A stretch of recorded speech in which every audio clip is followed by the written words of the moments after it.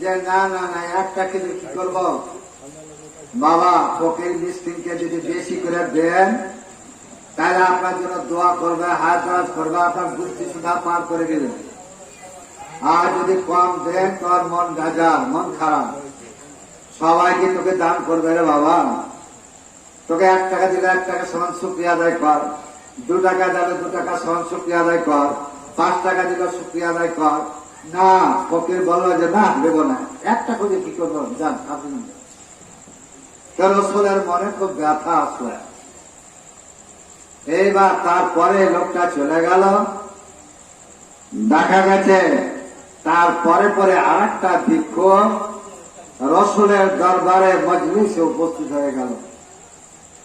আল্লাহ নবীকে সালাম কালাম করলেন, আসসালামু আলাইকুম ওয়া রাহমাতুল্লাহি ওয়া বারাকাতুহু। ওয়ালাইকুম আসসালাম, কি খবর? আমি আপনার বাড়ির মেহমান, আমি অত্যন্ত শোচনীয় আমার অবস্থা, মেহরবানি করে যা পারবেন তা আমাকে দান করবেন। নবীজি বললেন যে বাবা, তোমাকে দেওয়ার মতো আমার কোন সামগ্রী নাই, একটাই মাত্র সম্বল, সেটা একটা খেজুর। তুমি যদি সেটা সন্তুষ্ট চিত্তে নাও তাহলে সেটা তোমাকে দিব। উনি বললেন আলহামদুলিল্লাহ আলহামদুলিল্লাহ, হুজুর আপনি যা পারবেন তাই দেন, এটা আমার শুকরিয়া। আল্লাহ নবী খেজুরটা দিলেন, আর ওই মুসাফিরটা খুশি হয়ে গেল। আর খুশি হয়ে যাওয়ার পর হাত করে আল্লাহর কাছে মোনাজাত করলেন, আর আল্লাহকে বলেন যে আল্লাহ আমার হুজুরকে হাত দারাজ করো, আল্লাহ তার বালা মুসিবত দূর করো, ইত্যাদি ইত্যাদি। এই বইলা ফকিরটা সালাম দিয়া ওখানে যাত্রা শুরু করলেন। আল্লাহ নবী বললেন এজলাস আলা কুরসি, বাবা তুমি চেয়ারে বসা। ভিক্ষুক চেয়ারে বসলা। নবীজি বললেন তুমি একটু অপেক্ষা করো। বাড়ির ভিতরে প্রবেশ করলেন। পরমা সুন্দরী বেগম উম্মে সালমা অথবা উম্মে কুলসুমকে জিজ্ঞাসা করলেন, ওগো আমার প্রিয়তমা স্ত্রী, তোমার কাছে ফকিরকে দান করার মতো কি কিছু সম্বল আছে? উনি বলেন হুজুর আছে, আমার কাছে 40টা স্বর্ণের মুদ্রা আছে। জোরে বলুন সুবহানাল্লাহ। রাসূল বলেন তিনি আমাকে দাও। 40টা দিরহাম হুজুরের হাতে দিলেন, আর 40টা দিরহাম নিয়ে এসে ফকিরকে দান করে দিলেন। বলেন সুবহানাল্লাহ। 40টা দিরহাম। আমার আল্লাহ বলেন লাইন শাকারতুম লাযিদান্নাকুম ওয়া লাইন কাফারতুম ইন্না আযাবি লাশাদীদ। তোমরা জেনে রাখো, কেউ যদি আমার শুকরিয়া আদায় করে, আমি আল্লাহ তাবারক ওয়া তাআলার প্রতি দয়া করি, আমি আল্লাহ মায়া করি, আমি আল্লাহ তাবারক ওয়া তাআলা তাকে অঢেল সম্পত্তির মালিক বানিয়ে দিই। জোরে পড়ুন সুবহানাল্লাহ। পারে না বাবা? আল্লাহর ইচ্ছা। ওই নাদান ফকির রাসূলের দরবারে নৈরাশ হয়ে চলে গেল। তার জীবনটা হতাশা, জীবনে কিচ্ছু পেল না। আর ফকিরটা আল্লাহ শুকরিয়া আদায় করলো। একটা নয়, দুটা নয়, 40 স্বর্ণ মুদ্রা। 40টা স্বর্ণ মুদ্রা, 4টি কথা নয়। আর ফকির পায়া 8খানা আল্লাহ শুকরিয়া আদায় করতে করতে ওখানে চলে গেল। এই জন্য বাবা, আমরা যে হালাতে থাকি সে হালাতে আল্লাহ শুকরিয়া আদায় করতে হবে। আলহামদুলিল্লাহ, এটা আল্লাহর মঙ্গল। এছাড়া আগার কোনো কথা ছিল না। হঠাৎ করে বৃষ্টি, আবার দেখা গেল যখন বৃষ্টি কমে গেছে, বৃষ্টি নাই বললে চলে। এই জন্য আমরা শুকরিয়া আদায় করি, আর নবীজির প্রতি একটু দূরে শুরু করি। দরুদ আল্লাহুম্মা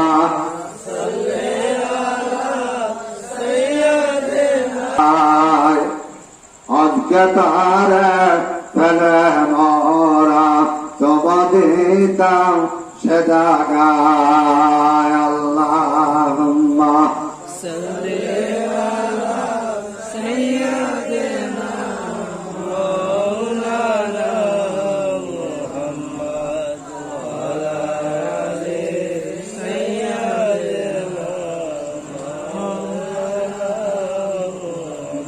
বিসমিল্লাহির রহমানির রহিম। লা ইয়ানালাল্লাহা লুহুমুহা ওয়ালা দিমাউহা ওয়ালাকিন ইয়ানালাহুত তাকওয়া মিনকুম। আল কোরআন আমাদের গত কয়েকদিন হয়ে গেল ইব্রাহিমের সুন্নাত কুরবানি, সেই কুরবানি আদায় হয়ে গেছে। আল্লাহর দরবারে যাদের নিয়াত ভালো কুরবানি কবুল হয়ে গেছে, আর যাদের নিয়াত এদিক সেদিক তারা সেভাবে সব হবে। আল্লাহ তাবারক ওয়া তাআলা বলেন যে বান্দারে, তোমরা যে লক্ষ টাকা দিয়ে কুরবানি করো, কেউ 2 লক্ষ টাকা দিয়ে কুরবানি করে, কেউ 10,000 টাকা দিয়ে একটা কুরবানি করে, কেউ পারে না। আল্লাহ তাবারক ওয়া তাআলা বলছেন, বান্দা তোমাদের কুরবানি পশুর গোশত, কুরবানি পশুর রক্ত আমার কাছে পৌঁছে না। পৌঁছে কি বলবো? ওয়ালাকিন ইয়ানালুহুত তাকওয়া মিনকুম, বরং তোমাদের তাকওয়া, তোমাদের পরহেজগারি, তোমাদের খোদাভীতি এটাই আল্লাহর কাছে পৌঁছে। মরজি কুরবানি কি একার দিবেন? হ্যাঁ ভাই, কুরবানি না দিলে 5টা বেটি মাটি আছে, তারাই বাকি বলবে। আর জামাই আছে একটু বড় জামাইটা কোন টাইপের, আর শ্বশুর এক বড় গাদ্দারি করলো, এখন তো কুরবানি দিল না। এখন জামার ভয়ে, এখন বেটি মাটির ভয়ে যদি কুরবানি দেয় তো হবে, বুঝু অর্থ হবে না, আরো 6 জনার কুরবানি হবে না। ইন্নামাল আমালু বিন্নিয়াত, নিয়াতটাই হলো আসল। এখন আমরা 6 জন খুব ভালো লোক নামাজি, একজন বাবা বেনামাজি, অর্থ কুরবানি হবে না, আরো 6 জনেরও হবে না। কেন হবে না? সে বেনামাজি। আল্লাহ নবী বলেছে, আল মুমিনু ওয়াল কাফিরু বাইনা তারকুস সালাত, মুমিন আর কাফের মধ্যে পার্থক্য হলো নামাজ।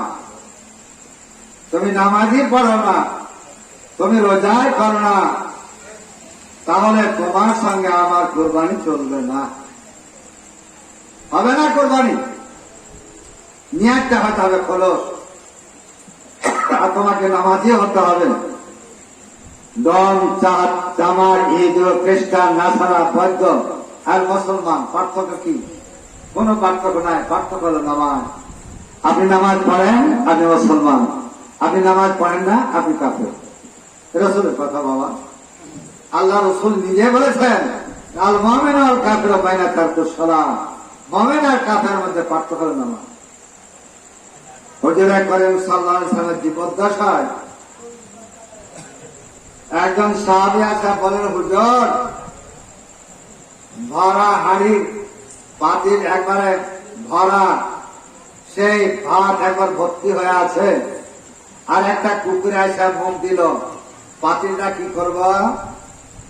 আল্লাহ রাসূল বললেন, বাবা সাহাবায়ে কেরাম, ভাতের আপনাদের হাড়ি যে পাতিলের ভাতটা আছে, এই ভাতটা সম্পর্কে ঢেলে ফেলে দাও। আর যে হাড়িটা আছে, এই হাড়িটা মাটি দিয়ে 7 বার মাজো। 7 বার মাজলে কুকুরের যে লালা, সেই লালাটা নষ্ট হয়ে যাবে, ওইটা বন্ধ হয়ে যাবে। কাজে ভাত ফেলে দাও, যেহেতু কুকুরে আপনার মুখ দিয়েছে, আর পাতিলটা রাখো। 13 বছরে আরো কয়েকদিন পর হুজুরের দরবার একটা লোক আসলেন। আসার পরে বলেন, ইয়া রাসূলুল্লাহ, আমার ভাতের হাঁড়িতে একটা বেনামাজি হাত দিয়েছে, কি করব? আল্লাহ রাসূল বললেন, ইয়া আমার সাহাবায়ে কেরাম, ভাতের হাঁড়ি সহ পাতিল সহ টেনে ফেলে দাও। সকলে পড়ো নাউযুবিল্লাহ। কারণ যে বেনামাজি তোমার ভাতের হাঁড়িতে হাত দিয়েছে। বিচার যদি করা যায় তাহলে পাঠান পাড়া রাত্রে পার হতে পারবে। চিন্তা করুন যে কে নামাজি আর কে বেনামাজি। আমাদের বাড়িতে কয়টা নামাজ পড়ি? আমার ছেলে, আমার মেয়ে, আমি নামাজ পড়িতে বেটা পড়ে না, বেটা পড়াইতে বেটার বউ পড়ে না, আমি পড়ি তো আমার স্ত্রী পড়ে না, স্ত্রী পড়ে তো স্বামী পড়ে না। প্রায় ঘরে ঘরে এই মামলা লাগিয়ে আছে। আল আদাব খায়রুম মিনাজ যাহাবি ওয়াল ফিদ্দা। আদব চরিত্র সোনা চাঁদির থেকে বেশি দাম, বলেন সুবহানাল্লাহ। তাই না? সোনা চাঁদির থেকে বেশি দাম হলো তোমার আদব, তোমার চরিত্র। বিধায় তোমার চরিত্র গঠন করো। আল্লাহ বলছেন লাকাদ কানা লাকুম ফি রাসূলিল্লাহি উসওয়াতুন হাসানাহ। তোমাদের জন্য উত্তম আদর্শ রইল মহানবীর জীবনে। রাসূল যা করেছেন, যা দেখিয়েছেন, এটাই তোমাদের জন্য একান্ত আবশ্যকীয় করণীয়। বিধাসন মৃত্যুর সময় রাসূল বলেছেন তারাক্তু ফীকুম আমরাইনে লাম তাদিল্লু মা তামাসসাকতুম বিহিমা কিতাবুল্লাহি ওয়া সুন্নাতু রাসূলিহি। আমি দুনিয়া ছেড়ে চলে গেলাম, আমি রেখে গেলাম দুইটা সম্পদ, একটা আল্লাহর কোরআন, একটা নবীর হাদিস। বাবা, এই কোরআন অনুযায়ী যদি চলি, এই হাদিস অনুযায়ী যদি চলি, তাহলে আল্লাহ তাবারক ওয়া তাআলা আমাদের তওবা কবুল করবে, আল্লাহ আমাদের গুনাহ খাতা মাফ করবে। আর যদি আমরা কোরআন অনুযায়ী না চলি, আমরা হাদিস অনুযায়ী যদি না চলি, 5 ওয়াক্ত নামাজ যদি ঠিক মতো আদায় না করি, আমরা যদি বাপ মার সেবা না করি, আমরা যদি মা বাবার খেদমত না করি, বাবা, তাহলে আপনি কাবা ঘরের ইমাম সাহেব হন না কেন, যদি আপনি মাকে ভাত না দেন আর কাবা ঘরের মসজিদে ইমামতি করেন, তাহলে আপনার জন্য জান্নাত হারাম, হারাম, হারাম। কারণ আপনি ইমামতি করতে পারেন বটে, কিন্তু জনম দখলি মা, যে মায়ের খেদমতের কথা আমার হুজুর বিস্তারিত আলোচনা করেছেন। আবু হুরায়রা থেকে হাদিসটা বর্ণিত আছে। আবু হুরায়রা বলেন রাগেমান কিলা মান ইয়া রাসূলুল্লাহ বল ক্বালা মান আদরাকা ওয়ালিদাহে ইন্নাল কিবারে আদমা ওয়া কিলাহুমা সুম্মা লাম ইয়াদখুলিল জান্নাহ, রাওয়াহুল মুসলিম। আবু হুরায়রা থেকে হাদিসটা বর্ণিত। আবু হুরায়রা বলেন আল্লাহ রাসূল যখন খুব রাগান্বিত হতো, রাসূল যখন ক্রোধান্বিত হতো, তখন এই কথা তিনি উক্তি করতেন, তোমার নাক ধুলায় ধূসরিত হ, তোমার নাক ধুলায় ধূসরিত হ, তোমার নাক ধুলায় ধূসরিত হ। একজন সাহাবা জিজ্ঞাসা করলেন কিরা মান ইয়া রাসূলুল্লাহ, হুজুর সেই ব্যক্তিটা কে? আল্লাহ নবী বললেন জীবদ্দশায় যারা বৃদ্ধা মা জননীকে পাইল, বৃদ্ধ পিতাকে পাওয়া সত্য জীবনের গুনাহ খাতা মাফ করতে পারল না, সুম্মা লাম ইয়াদখুলিল জান্নাহ, জান্নাতে যাওয়া তো দূরের কথা, জান্নাতের গন্ধ পর্যন্ত পাবে না। সহিহ হাদিস। মা বাবা কত বড় যে সম্পদ। আসমা বিনতে আবু বকর সিদ্দিক রাদিয়াল্লাহু তাআলা আনহা বর্ণিত আছে, আসমা রাসূলকে একদিন জিজ্ঞাসা করলেন হুজুর হুদায়বিয়ার সন্ধির সময় আমার মা তখনও মুশরিকা, ইসলাম কবুল করে নাই, এমন অবস্থা আমার মা আমার বাড়িতে এসেছে, হুজুর আমি কি আমার মা খেদমত করবো? না মা, তোমার মা মুশরিকা হলো কি হলো, তোমার মা বেধর্মী হলো কি হলো, তোমার মায়ের হক আদায় করতে হবে। জোরে বলুন সুবহানাল্লাহ। কারণ আল্লাহ নিজেই বলেছেন যে আমার ইবাদত করো আর মা বাবার খেদমত করো, মা বাবার ইতাআত করো, মা বাবার অনুসরণ করো।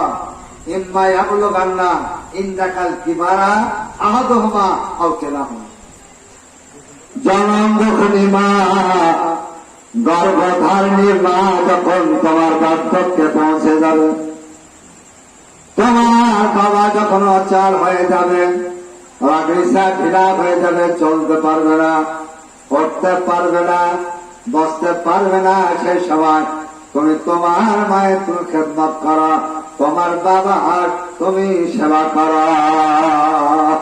তাগড়া জোয়ান যখন তোমার বাপ 14 বার আব্বাজি আব্বাজি না করে 100 বার পর্যন্ত আব্বাজি করবে, কারণ বাবার কাছে পারবে। আর ওই বাপে যখন 100 বছর বয়স হয়ে যাবে, চলতে পারবে না, উঠতে পারবে না, বসতে পারবে না, অকেজ হয়ে যাবে, রাটি সারিয়ে হয়ে যাবে, বাপের কিচ্ছু নাই, একদম ভালোবান। তখন বাবার কোনো খেদমত নাই, মায়ের খেদমত নাই। আল্লাহ বলেন খবরদার, তোমার মার খেদমত করো, তোমার বাবার খেদমত করো, তোমার চরিত্র গঠন করো। এই জন্য বলা হয়েছে আল আদাব খায়রুম মিনাজ যাহাবি ওয়াল ফিদ্দা। চরিত্র হলো এমন একটা জিনিস যে সোনা চাঁদির থেকেও বেশি দাম। আমার স্নেহের যুবকেরা, আমি অনেককে লক্ষ্য করে দেখি, আমার স্নেহের যুবকেরা হয়তো মনে করে যে মুরব্বী হয়ে গেছে, এখন হুজুর অত বুঝে না, লাগা তাস খেলছে তো খেলছে, তারপর মোবাইল টিপছে তো টিপছেই, তারপর দেখা যাচ্ছে গাঁজা খাইছে তো খাচ্ছি, কিন্তু শরমে তার দিকে তাকাইতে পারি না। তখন মনে করছে হুজুর হাঁকে দেখতে পারি না, চলেছে। বাবা, এই চরিত্র যদি গঠন করো তাহলে তুমি রসার তলে গেছ, তোমার ছেলে মেয়ের রসার তলে গেছে। তোমার চরিত্রকে গঠন করো, চরিত্র হলো আসল। হিরণ খায় না, মদ খায় না, গাঁজা খায় না, আফিম খায় না, খনিকের দুনিয়া। কখন আছি কখন নাই চলে যেতে হবে। আমার শ্রদ্ধাবাজান আম্মাজান আমেরিকায় ছিল, অট্টালিকায় বাস করত, আহারে আজকে অন্ধকার কবরে সাহিত্য আছে। আল্লাহ রাসূল বলেছেন আল মাইয়াতু ফিল কবরে কাল গাড়িতে ফিল্মায়। মুর্দার রাস্তার কথা বলা হয়েছে, জ্যান্ত মানুষ যেমন নদীতে ডুবে যায়, হাবু টাবু খেতে থাকে, তার যেমন করুণ অবস্থা হয়। মাঝে যখন কবরে চলে যায় রে বাবা, একটা নয় দুটা নয়, বেনামাজির জন্য 99টা সাপ আল্লাহ নির্ধারণ করে রেখেছে। 99 কিতাবের মধ্যে উল্লেখ আছে, এক একটা সাপ দংশন করলে তার বিষের যন্ত্রণা 40 বছর পর্যন্ত থাকে। জোরে পড়ুন শ্রদ্ধাভাজন বয়স্ক মুরব্বীরা অনেকেই নামাজ পড়ে, অনেকেই পড়ে না। ফজরের নামাজ কোনদিন পড়ে, কোনদিন পড়ে না। জোহরের নামাজ যায় তো 4 অক্টের ভিতরে 1 অক্ট পায়, 3 অক্ট পায় না, অথবা 3 অক্ট পারে 1 অক্ট পায় না। আসরে খুব কাজের ঘোরাঘুরি, ওখানে যায় না। তারপর মাগরিবও যায় না, খুব বেচা কিনার আছে। এর সারে সবাই তখন যায়, আল্লাহ বিল্লাহ করে। এই নামাজে কোনো কাজ হবে না। নামাজ হলো এটাই মুখ্য উদ্দেশ্য। আমার স্নেহের যুবকেরা, এখনো তোমাদের সময় আছে, চরিত্র পাল্টাও। গাঁজা মদে আফিমে আমার পাঠান পাড়ার যুবকেরা সব থেকে উন্নত মান পায়। অন্যান্য এলাকা থেকে আমার স্নেহের যুবকেরা খুব ভালোবাসি, এই জন্য বলছি, ভালোবাসি বলে বলছি, ভালো না বাসলে বলতাম না। এই জন্য বলছি, তোমরা আমাকে ভালোবাসো, আমিও তোমাকে ভালোবাসি। চলে গেলে কি হবে? আমার অন্তর এখানে আছে। সবাই মা বোন ভালোবাসে, মা বোনকে আমিও ভালোবাসি।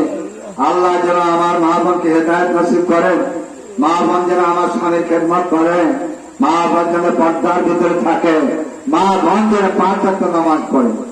আর মা বোন তার 10 মাসের ব্যাপে লেগে গেল স্বামীর সঙ্গে হাত ঝুঁকিয়ে কাজিয়ে, শাশুড়ির সঙ্গে হাত ঝুঁকিয়ে কাজিয়ে, আপনার শ্বশুরের সঙ্গে কাজিয়ে লেগে গেল। ওই যে তার কাজিয়া লাগার এক কাজে তার অনিয়াটা তার পেটের ভিতরে গেল, বিধায় ওই তার পেটের ভিতরে তার সন্তান এটা ক্রিয়া করলো। বিধায় আসল আব্দুল কাদের জালানী রহমতুল্লাহ আলাইহির ঘটনা বলি। আবু সালেহ জঙ্গি রহমতুল্লাহ আলাইহি কত দার্জার ছিলেন, নদীতে গেছেন, গোসল করছেন, একটা সেব ফল ভাইসা আসছে। তো উনি এই সেব ফলটার ব্যাপারে উনি কোনো কিছু মন্তব্য না করে ছিলেন,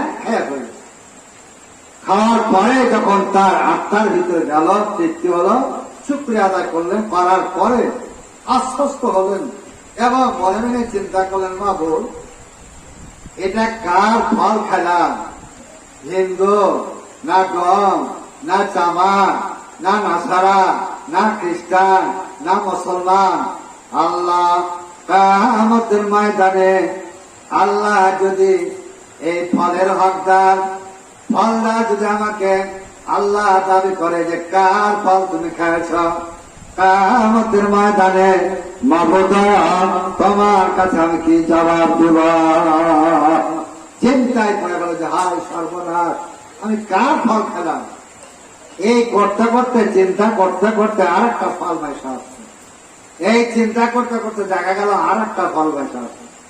অনেক তখন মন্তব্য করলেন যে নিশ্চয় এই ফলের গাছটা ফল পেকে গেছে, আর একটা একটা করে ফল পড়ছে আর ভাইসা চলে আসছে।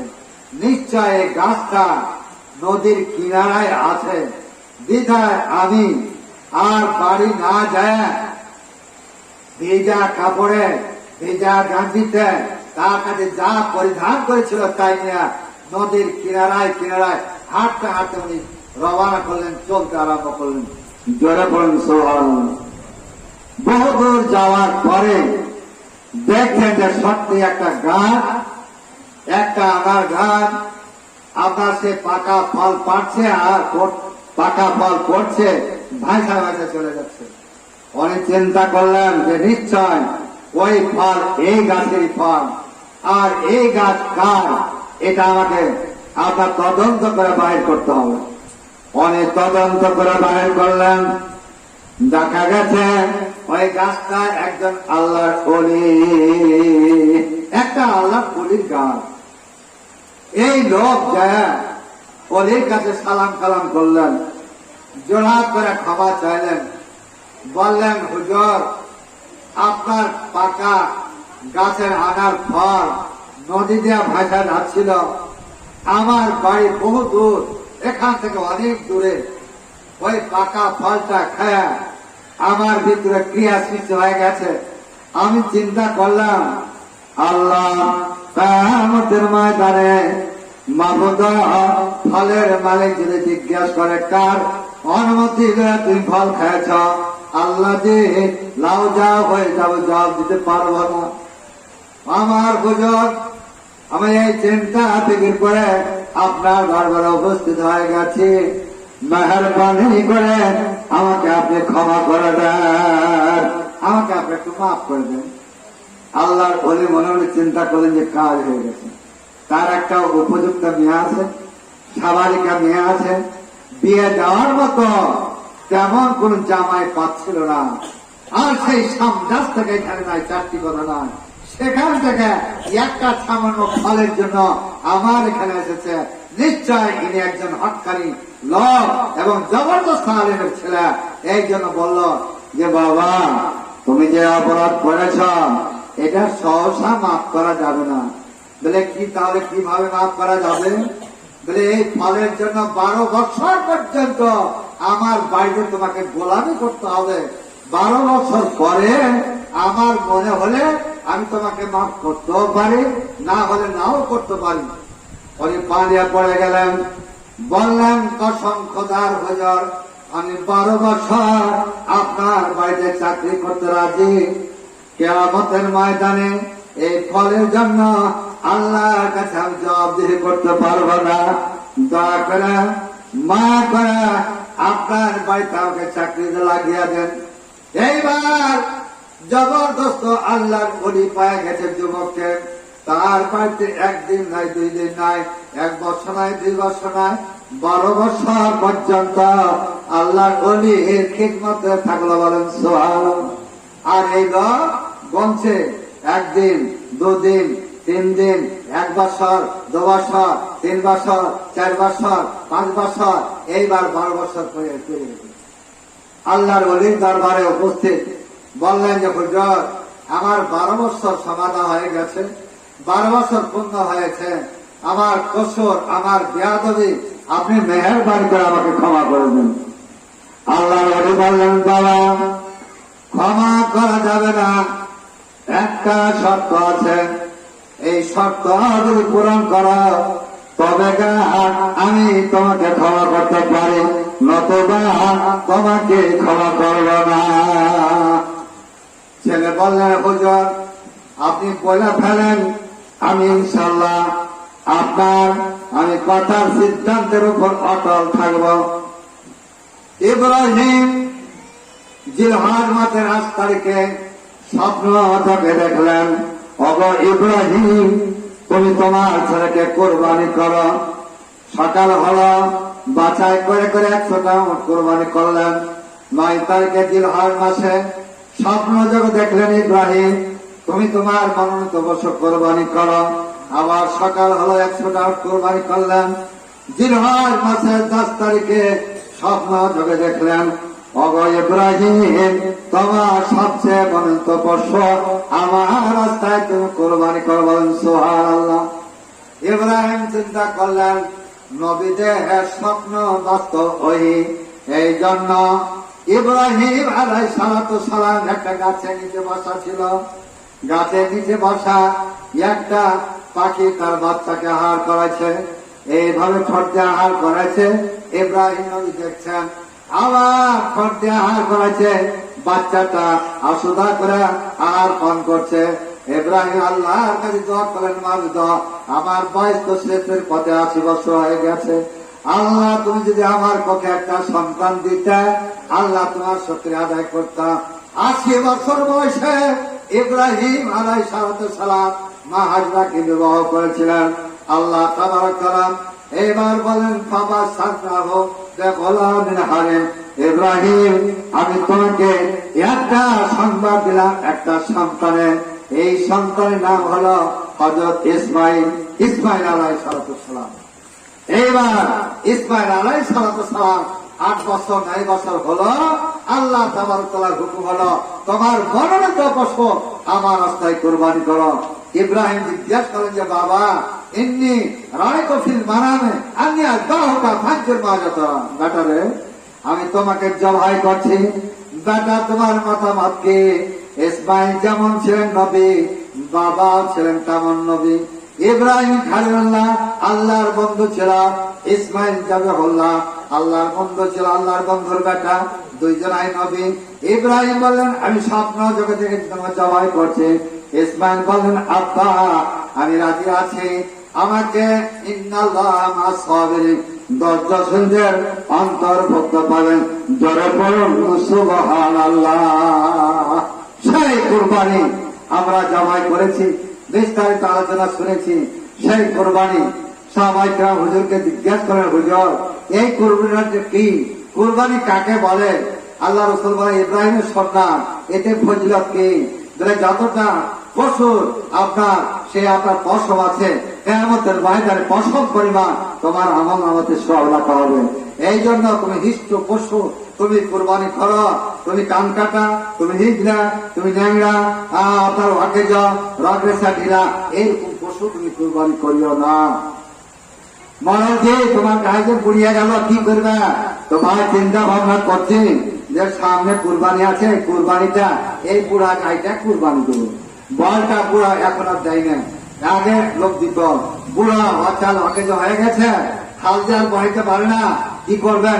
হ্যাঁ মনে যে একটা চিন্তা ভাবনা করছি সামনে কুরবানিতে এটা দিব।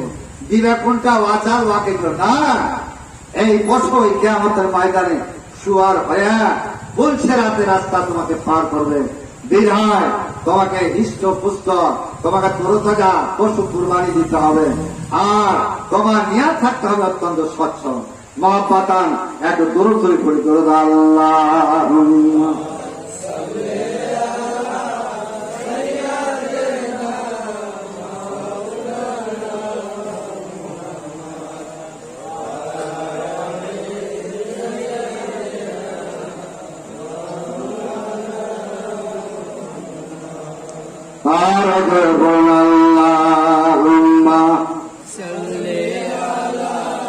এবার আল্লাহ কলির কাছে জোড়া করে বলছেন, হুজুর আমি আপনার কাছে ক্ষমা পাচ্ছি, 12 বছর আমার চাকরি পুড়ে গেছে, দয়া করে আপনাকে আমাকে ছাড়ার অনুমতি দেন। বলে না, আমার একটা শর্ত আছে বাবা, এই শর্ত পূরণ যদি তুমি করো তাহলে আমি তোমাকে ছাড়তে পারি, নতুবা না। প্রস্তাব দেন, বলেন আপনি। আমি ইনশাল্লাহ মাথা তুলে নিব। বলেন বাবা আমার একটাই বেটি আছে, চোখ দিয়ে দেখে না, একটাই বেটি আছে পা থাকতো নাই ন্যাংলা, আমার কন্যা আমার বেটির জীবন কোনদিন পর পুরুষকে দেখেনি, আর পর পুরুষ সঙ্গে কথাবার্তা বলেনি। এইরকম আর একটা কন্যা আছে, তার যার দুটা চোখ অন্ধ, যার দুটা পা ন্যাংরা, আর যার চোখ দিয়ে দেখে না, একেবারে অচল অকেজ।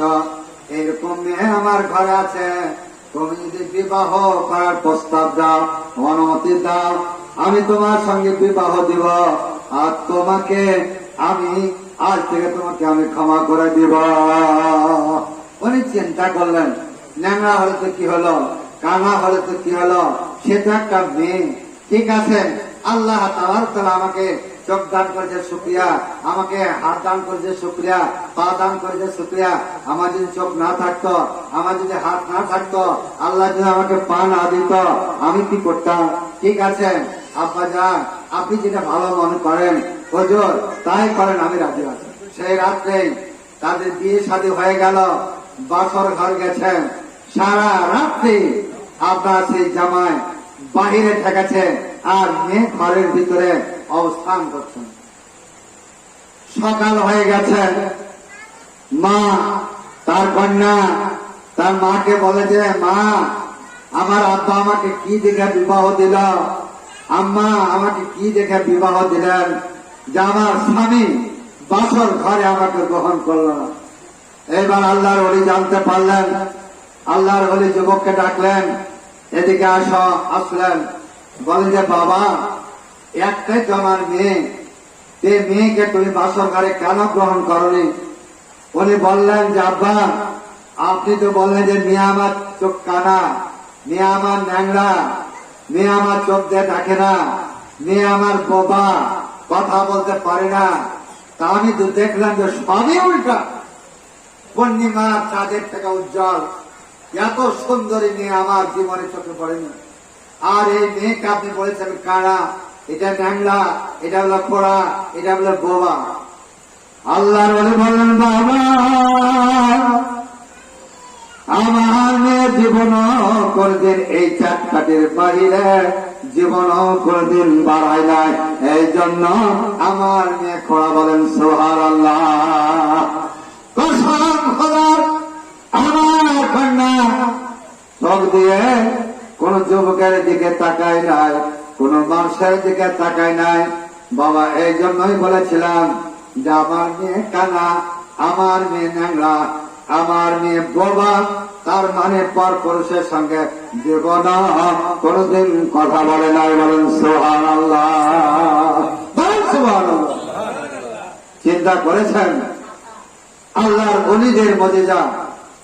আল্লাহ ইন্না আউলিয়া লা খাউফুন আলাইহিম ওয়া লা হুম ইয়াহজানুন। খবরদার, ওলিদের সম্পর্কে তোমরা আপনার অন্য কোন মন্তব্য করিও না। আল্লাহর ওলিরা কত বড় যে দরজার ওলি আল্লাহ ভালো জানেন। আবু সালেহ জঙ্গি রহমতুল্লাহ আলাইহি তার নাম ছিল। ইনিও জবরদস্ত একজন ওলি। এই আল্লাহর ওলি ওই আল্লাহর ওলির মেয়েকে বিবাহ করেছিলেন। আর আবু সালেহ জঙ্গি রহমতুল্লাহ আলাইহি আপনার স্ত্রী ছিল 18 পারার হাফেজা। দেবন সুবহানাল্লাহ। মা হাফেজা 18 পারা হাফেজাকে বিবাহ করে নিয়ে আসার পরে যাতা পিছে তাও 18 পারা পড়ে, জিকি বাহানে 18 পারা পড়তে থাকে। এই যে কাশি তাদের পেটের ভিতরে পড়েছিল, আর তার ভিতরে ছিল আব্দুল কাদের জেলানী রহমতুল্লাহ আলাইহি, বড় বড় আব্দুল কাদের জেলানী রহমতুল্লাহ আলাইহি 18 পারার হাতে তার মায়ের পেটের মধ্যে তিনি হয়েছিলেন। আমার শ্রদ্ধাভাজন মা বোনেরা, বিধায় আপনি যে ধরনের মহিলা হবেন, আপনার পেটে যে ধরনের বাচ্চা হবেন, আপনি যদি 5 ওয়াক্ত নামাজি হন, আপনার ছেলে নামাজি হবেন। আর যদি আপনি কাজিয়াখোর হন, শাশুড়ির সঙ্গে কাজিয়া, শ্বশুরের সঙ্গে কাজিয়া, শাশুড়ি আপনার স্বামীর সঙ্গে কাজিয়া, প্রতিবেশীর সঙ্গে কাজিয়া, দ্বন্দ্ব, এই তাসিরটা আপনার এই ছেলের পেটের ভিতরে যেটা আছে, এই তাসিরটা পড়বে। পড়ার পরে এখন বড় হইল 10 বছর, 9 বছর, 15 বছর হইল, নামাজ নাই, রোজা নাই, কিচ্ছু নাই, কে লেখা নাই, পড়া নাই, কিচ্ছু নাই। বলে হুজুর আমার ছেলেকে একটু ফোন দিয়ে দেন তো, আমার ছেলেকে জিনে ধরেছে, আমার ছেলেকে ভূতে ধরেছে। এখন হুজুর যদি ফোন দেয়, এ ফোনে কি কাজে লাগবে রে বাবা? জীবন ধরে আপনি উল্টা চললেন, আর মরার সময় যদি কহেন যে হুজুর আমার ছেলের জন্য এক দোয়া করে দেন, এই দোয়াতে কোনো কাজে লাগবে না। বিদায় আমি আর দেরি করবো না। আমার শ্রদ্ধাভাজন হুজুর একটি ইঙ্গিত দিয়েছেন, আল্লাহর কাছে শুকরিয়া যে পানি থামেছেন। বাবা আল মাইয়াতু ফিল কবরে কাল গারিকে ফিল মাই। আল্লাহ রাসূল বলেছে যে মুর্দারা কবরে জ্যান্ত মানুষ যেমন নদীতে হাবুডুবু খেতে থাকে, মুর্দা ব্যক্তিরাও ঠিক তেমনই কবরে হাবুডুবু খেতে থাকে। বাবা আপনাদের জোড়হাত করে বলবো, বয়স আমার প্রায় শেষের পথে, আপনারা আমাকে মহব্বত করেন, ভালোবাসেন, তাই তো আমাকে ডাকেন। এই জন্য আপনারাকে বলবো যে এই মুর্দা ব্যক্তি তাদের যে কবর কি যাতনা, তাদের যে কি কষ্ট আল্লাহ ভালো জানেন। একজন আল্লাহর ওলি আর এক ওলিকে স্বপ্ন থেকে দেখাইছে যে আমার মৃত্যুর পরে আমি 40 খতম কোরআন আমি শেষ করেছি। জিন্দা ওলি তখন বলে সুবহানাল্লাহ, কত বড় আপনার সৌভাগ্য নসিব যে মরার পরে 40 বার খতম আপনি কোরআন তেলাওয়াত করেছেন। আপনি বড় দরজার লোক, বড় আল্লাহর ওলি, ইত্যাদি ইত্যাদি। এই বলছে কবরের বাসী বলছে যে আমি যে 40 খতম পড়লাম, এই 40 খতম পড়ার বিনিময়ে যে সওয়াব হয়েছে, আপনি একবার সুবহানাল্লাহ পড়লেন, একবার সুবহানাল্লাহ পড়ার কারণে আসমান আর জমিন তার মাঝখানে থাকা স্থান পরিমাণ আল্লাহ তাবারক ওয়া তাআলা সওয়াব লিখে দিয়েছে। জোরে বলুন সুবহানাল্লাহ। বাবা মরে যাওয়ার পরে 40 খতম কেন, আজ আরো খতম করলে তখন কোনো লাভ নাই। কারণ আল্লাহ রাসূল বলেছে ইজা মাতাল ইনসানু ইনকাতানু আমালু ইল্লা মিন সালাসাতিন ইল্লা মিন সাদকাতিন জারিয়াতিন আও ইলমিন ইনতাফাউ বিহি আও ওয়ালাদিন সালিহিন ইয়াদউ লাহু, রাওয়াহু মুসলিম। মানুষ মরে যাবে, সমস্ত আমল বরবাদ, তিনটা আমল থাকবে। একটা হলো সাদকা জারিয়া, আপনি মসজিদ করে গেছেন, আমার আম্মা জানে মসজিদ করেছেন, দোতলা মসজিদের অংশ আছে, আমার স্নেহের পরিকুলের বিরাট অংশ আছে, আমার ভাই রফিকুলের আছে, আমার শ্রদ্ধাভাজন গ্রামবাসীর আছে। এই যে আপনারা সাদকাই জারিয়া অথবা একটা কুমা করে দিলেন, একটা টিবল করে দিলেন, এটাই থাকবে। 2 নাম্বার আপনার আমল, আপনার শিক্ষা, সুশিক্ষা। আপনি একজন আলেম, আরেকজনকে কোরআন শিক্ষা দিলেন, ওই আরেকজনকে দিলেন, ও আরেকজনকে দিলেন, তাই আমার পর্যন্ত এইভাবে সিলসিলা জারি যদি হতে থাকে, কবরে বসে বসে আপনার আমল নামায় সব রাখা হবে। আর 3 নাম্বার ওয়ালাদিন সালিহিন ইয়াদউ লাহু, রাওয়াহু মুসলিম। আল্লাহ নবী বললেন, তোমার যদি কোনো নেক সন্তান থাকে, মরার পরে আল্লাহর কাছে দোয়া করে মুনাজাত করে, রব্বির হামহুমা কামা রব্বায়ানি সাগীরা। মাবুদ জনম দুঃখিনী মা, গর্ভধারিণী মা, জন্মদাতা পিতা অন্ধকার কবরের বাড়িতে শুয়ে গেছে। মাবুদ তোমার কাছে দরখাস্ত, বাবা মার জীবনের গুনাহকে মাফ করে দাও। আল্লাহ তাবারক তাআলা এতিম সন্তান বাবার কবরের পাশে 2 হাত করে যখন মুনাজাত করবে, আল্লাহ রহমতের দরিয়া জোশ মারা যান। আল্লাহ স্থির থাকতে পারে না, জিবরাইলকে বলে, জিবরাইল তুমি সাক্ষী থাকো। ইয়াতিম বাবার জন্য হাত পেতে দোয়া করে, মায়ের জন্য হাত পেতে দোয়া করে, তোমরা সাক্ষী থাকো, আমি তার মায়ের জীবনের গুনাহ মাফ করে দিলাম, আমি তার বাবার জীবনের গুনাহ মাফ করে দিলাম। বাবা আমরা মূল বিষয়ের মানুষ, আমরা কিতাব করেছেন, দোয়া করে চলে যাব, কিন্তু আমার স্নেহের তরিকুলকে বলবো, আমার স্নেহের যুবকেরাকে বলবো, তোমার বাপ মরে গেছে, তোমার মা মরে গেছে, অন্ধকার কবরের বাড়িতে শুয়ে আছে। তুমি একজন যুবক ছেলে, এতিম সন্তান, বাবার কবরের পাশে দাঁড়িয়ে আল্লাহর কাছে তুমি নিজে দোয়া করো, যা পারো তাই দোয়া করো। আমার আল্লাহ রহমতের দরিয়ায় জোশ মারা যাবে, আল্লাহ স্থির থাকতে পারবে না। আল্লাহ বলবে, ফেরেশতা তোমরা সাক্ষী থাকো, এতিম সন্তানের মা বাবার গুনাহ আমি আল্লাহ মাফ করে দিলাম। বলেন সুবহানাল্লাহ। ফাওয়াল্লাযী নাফসু মুহাম্মাদিন বিয়াদিহি লা ইয়ারাউনা মাকানাহু আও ইয়াসমাউনা কালামাহু লা জাহালু আম্মাইতিহি ওয়া বাকা ওয়া আনফুসিহিম আও কামা ক্বালা আলাইহিস সালাতু ওয়াস সালাম। আল্লাহ নবী কসম খায় বলেছে, খোদার কসম, যার হাতে আমার জীবন, যার হাতে আমার মরণ। মানুষ যখন মরে যায়, জ্যান্ত মানুষরা রোনাজারি করে, কান্দাকাটি করে। আল্লাহ নবী বলেছেন, জ্যান্ত মানুষরা তার মরা মানুষের অবস্থার কথা যদি জানতে পারত, মর্দা ব্যক্তির কথা যদি জানতে পারত, কবরে তার কি আজ আবার গজব হচ্ছে, এই কথাগুলা যদি জানতে পারত, তার কি শাস্তি, তার আজাব হচ্ছে না গজব হচ্ছে, না সে জান্নাতি না জাহান্নামী, এইগুলা যদি জানতে পারত, খোদার কসম জানতো মানুষেরা মুর্দার জন্য কান্ত না, বরং বিনাশের জন্য কান্ত। আল্লাহ আমার জান কেমন হলে কবজ হবে, বেঈমান হয়ে মরবা না ইমানদার হয়ে মরবা, এই জন্য পেরেশানি থাকতো। আমার শ্রদ্ধাভাজন বয়োজ্যেষ্ঠ মুরব্বী, আমার সমবয়সে আমার স্নেহের যুবকেরা, আমার শ্রদ্ধাভাজন মা বোনেরা, আমার স্নেহের বোনেরাকে বলবো, বেটিরাকে বলবো, মা আগে ক্ষণিকের দুনিয়া, মা মোবাইলিয়া বেশি তোমরা নজর করিও না, চোখ তোমার নষ্ট হয়ে যাবে। টেলিভিশন দেখিও না, আর গান বাজনা দেখিও না, নাচ গান দেখিও না। এই দুনিয়া ছেড়ে অন্ধকার কবরে চলে যেতে হবে। আমার শ্রদ্ধাভাজন আম্মা যান আমেরিকার বাসী, আমরা কত শান সম্পদে বসবাস করত, খাওয়ার অভাব ছিল না, পড়ার অভাব ছিল না, সেখান থেকে মারা যাওয়ার পরে এখানে নিয়ে এসে তাকে অন্ধকার কবরের বাড়িতে তাকে সরিয়ে দিয়েছে। তার কোন আর উপায় থাকবে না। আজকে যা ফকির মিসকিনকে খাওয়াবেন, আজকে যা আপনারা পাড়া প্রতিবেশীকে খাওয়াবেন, গরিব দুঃখীকে খাওয়াবেন, এর সহায়তা তার খরচ বসবেন।